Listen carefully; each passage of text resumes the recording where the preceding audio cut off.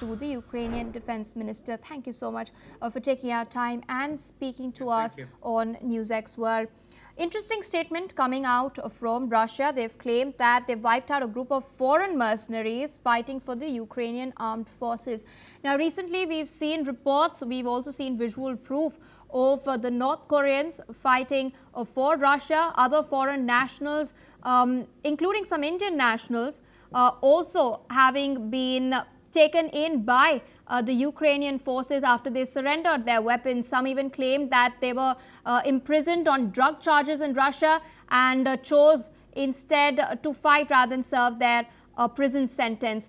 Is this recent statement then a bid by the Russians to change the narrative and to challenge the visual proof that's coming out from Ukraine? I think you've hit the nail on the head. I mean, there is not a tiny bit of news on the Ukrainian side about any losses. Yes, maybe 2 or 3 people, but I mean, the Russian claims are clearly nonsense. And as you say, they're claiming that it's all foreign mercenaries. Well, I don't know exactly where the Foreign Legion, which is fighting for Ukraine, is based at the moment. But I can tell you one thing, that if there were losses of that sort, it would be all over the internet in Ukraine, because even 20 gets a major coverage. So what we're looking at, as you say, is Russia actually tried to almost hide the fact that they're having difficulty with recruitment of Russians, and that they're running out of manpower, and that they're having to exist now on foreigners to actually to sustain the battle. Indeed, and that's not all. We've also in fact learned that at least 20 people, civilians particularly, have been wounded in Ukraine's capital, Kiev. A child, in fact, has been killed in a separate attack by the Russians in Ukraine. In positive news, we're also getting to know that power has been restored to 800,000 people in Kiev after Russian strikes on Ukraine's energy grid.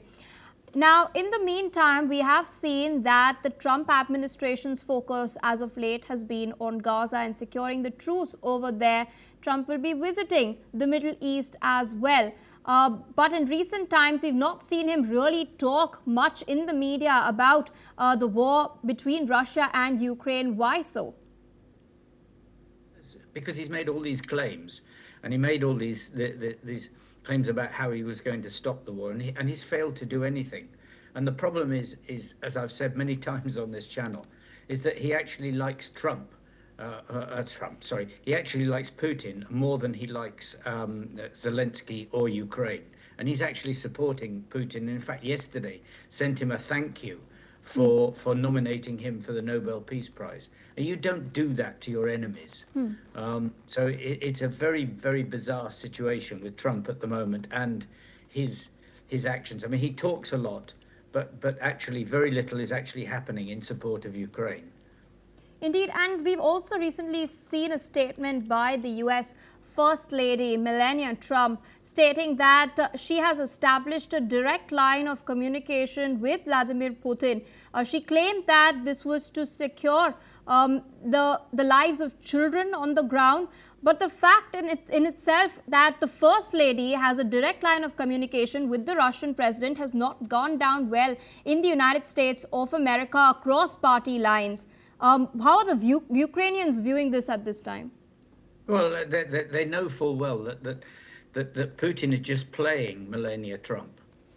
He's not going to do anything about children. He may send 2 back or 4 back, something like that, just to keep this going. But his main aim through Melania is to influence Donald, and which I'm sure is going to happen, and also to make it seem as though Russia is actually a good guy in this battle and in this war, which of course it's not.